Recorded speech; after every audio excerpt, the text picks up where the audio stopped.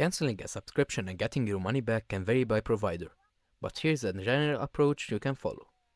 First, start by checking the terms of service for information about cancellations and refunds.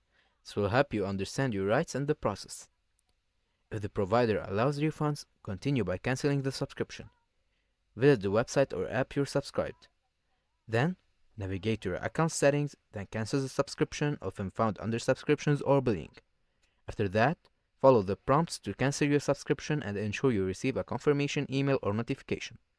Then to request a refund, reach out to customer service via email, chat, or phone. Then explain your case, be polite and clear about why you're requesting a refund, referencing any relevant terms.